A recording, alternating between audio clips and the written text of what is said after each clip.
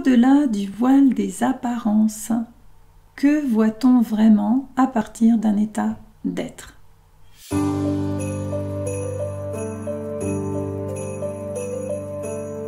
Bonjour et bienvenue, c'est Carmen Perra de Mandala Vivant. Je suis coach d'alignement, artiste médium. J'accompagne les coachs, thérapeutes, artisans du mieux-être à intégrer à leur quotidien un plan de conscience plus vaste. Alors bonjour et bienvenue dans ce deuxième chapitre qui concerne l'état d'être, donc le cœur du mandala vivant que nous sommes, la nature lumineuse. Alors nous avons fait des exercices avec voir avec la perception, mais voir à partir de l'état d'être donne accès à d'autres informations. Donc nous allons voir lesquelles, de quelle façon ça fonctionne, comment ça fonctionne, et qu'est-ce que ça change finalement dans l'interaction que nous avons avec ce monde. J'ai envie de vous parler justement au-delà du voile des apparences. Je me suis rendu compte, tout simplement, qu'il y a deux espaces en moi et que parfois je me sens dans des contractions, j'ai peur, j'ai des émotions en surface. Et quand je vais vérifier au cœur, tout au fond, il y a quelque chose de très tranquille.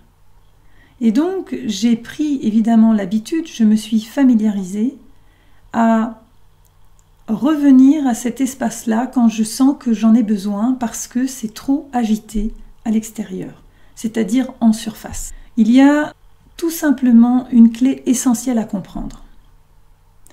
Notre humanité, la périphérie du mandala, est identifiée à une histoire.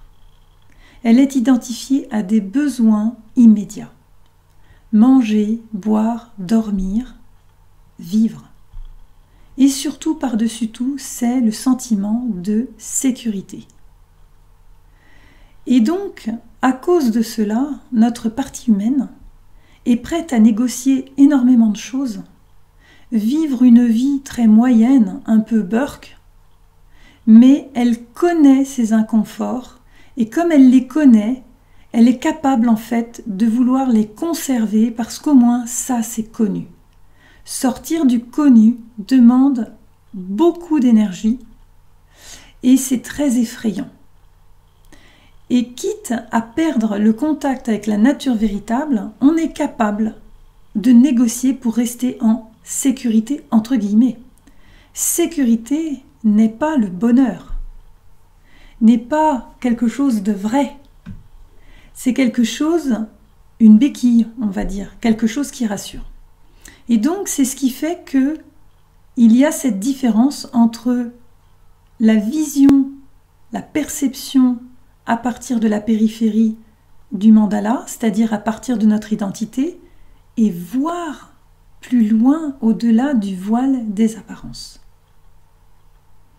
Donc par exemple, quand nous avons dans notre environnement des personnes, une personne, on pourrait dire, par exemple, on assiste à une maman qui se fâche avec son enfant, on a deux possibilités.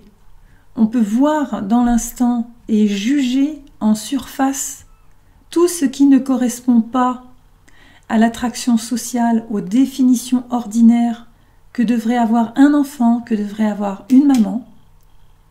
Et on a la possibilité aussi d'aller plus loin, d'éventuellement regarder ce qui se joue pour nous à travers eux. Que cette maman symbolise un mouvement à l'intérieur de nous, que cet enfant qui résiste symbolise aussi un mouvement à l'intérieur de nous. Et là, on quitte la sphère des définitions limitées pour laisser circuler une autre perspective et d'autres informations. Cette mère représente la partie yin en nous. Elle est peut-être en train de se positionner par rapport à un enfant qui fait des caprices. Et cet enfant qui fait des caprices, eh bien, c'est le cœur de nous-mêmes. Et qui, est en exil de lui-même. Et une partie de nous qui symbolise cet enfant, donc une nouvelle partie, fait des caprices. et est invité à se remettre en ligne. Alors voyez, d'un événement qu'on peut juger comme ci ou comme ça, on peut aussi complètement recevoir des informations précieuses. On peut aussi ne rien comprendre sur l'instant, et dans ce cas-là, l'invitation est de laisser la place à « je ne sais pas ». J'ai remarqué quelque chose, cela a attiré mon attention, mais au fond, pour le moment, j'ignore de quoi il s'agit vraiment. Et vous laissez circuler. Et vous verrez que ça va être de plus en plus léger parce qu'au lieu de tout quantifier, tout classifier, tout juger, il y a énormément de place pour autre chose. Et la clé, c'est simplement « je ne sais pas pour le moment de quoi il s'agit vraiment ». Quand vous faites cela, vous êtes à un endroit de vous-même où vous laissez la place à plus grand que vous.